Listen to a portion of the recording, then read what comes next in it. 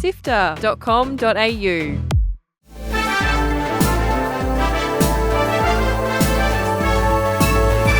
Hi, I'm Fiona Bartholomaeus. And I'm Kyle Pauletto. Welcome to Walkthrough, SIFTER's weekly recap on the biggest news in video games. This week, Helldivers 2 loses the majority of its PC players. 3DS puzzle swap players have discovered the final missing piece after 13 years, and the Horizon TV series is canned before it even begins. Here is the news for Sunday, 7th of July. Let's go. Join the SIFTER community on Discord at sifter.com.au/Discord. 7 months on from its phenomenal release, Helldivers 2 has lost 90% of its PC player base. Just 4 months ago, the co-op Terminator/Starship Troopers sim had an insane concurrent player peak of 458,000 players on Steam, but today the number has dropped to around 38,000. While most live service games do taper off eventually, it is worth noting that of that 90% who have abandoned democracy, 63% of them did so in May, shortly after the PSN account requirement controversy, suggesting that even though it was rolled back, it may have had a bigger impact on the future of this game than first thought. While the framing of the story has been leaning into the negative, I would say most people got their money's worth with this one. And if continual growth is the only measure of an online game's success, then maybe we need to be reassessing what the hell we want from developers. And hey, if Sony wants to boost those numbers back up, they could always release on Xbox. Just saying. Sadly, it doesn't look like we'll get to see the world of Horizon Zero Dawn on the big screen, as the Netflix show has apparently been scrapped. Rolling Stone Shine Roundtree reported that the cancellation was due to a string of allegations around the showrunner Steve Blackman for toxic bullying and manipulative behaviour in the workplace. 12 former staff members have spoken out with the allegations, but right now, neither Netflix or Sony have said anything about the allegations or the state of the TV show. To be honest, we actually didn't know that much about the show. The title, casting details, and everything else were kept firmly under wraps, although the rumoured project title was Horizon 2074. It may be a while before we see Alloy in real life, but there is heaps of Horizon games on the way, with brick-based spin-off LEGO Horizon Adventures set to be released sometime this year, and Guerrilla Games is working on an online spin-off of the series. And let's not forget the long-rumoured Horizon MMO that's been a floating rumour for years.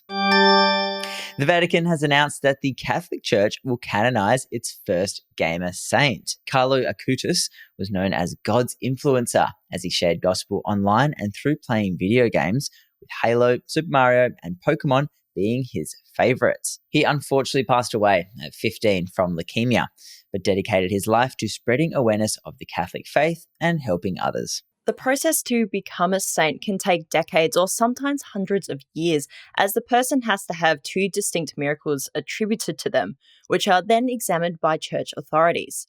Once canonized, he will become the Catholic Church's first millennial saint. Last year, the Acutis game was announced, and it's reportedly the first Catholic open-world metaverse.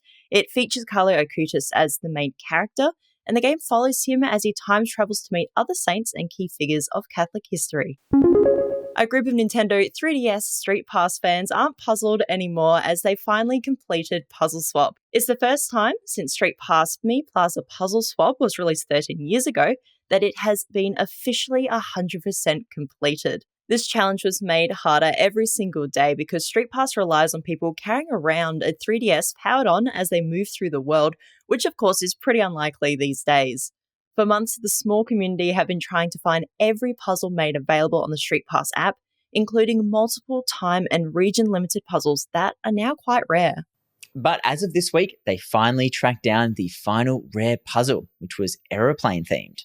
It all happened after a random person emailed Benny, the community leader, with a friend code and zip file with the text, "I hope the following information is exactly what you're looking for."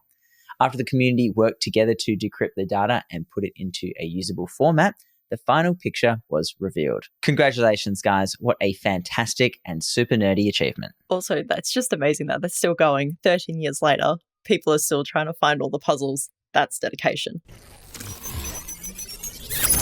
And an odd one to finish off the news this week, a kind of online hostess club was launched for Overwatch players via Twitter, where players could pay to have a woman game with them. And if having a gamer girlfriend isn't your cup of tea, Some simple flirting was available, or in some cases, they would simply talk to you over voice chat. The top price service that was listed with detail was the falling asleep option, where the hostess would speak to you over chat for 2 hours while you fall asleep. But then there's the exceptionally pricey hidden option, the details of which were not available. So we'll just leave that up to your imagination of what could be on offer there. Of course, this was promptly shut down, with outlets reporting that an unhappy Blizzard is behind the crackdown. But thankfully for all you lonely gamers out there, just as fast as the Overwatch Club was shut down, it was replaced with one for Apex Legends. What a time to be alive. That's it for the big headlines. Here are the games coming out this week. It's a big week for some ripper indie titles you might have missed. First up is ARK of Charon, a tower defense colony sim where you mine, craft, and build a civilization, all on the back of a giant walking tree. Oh, and you are being attacked by monsters too. Grab it on PC on the 9th. Next, we have Once Human, a multiplayer post-apocalyptic survival game akin to Sons of the Forest.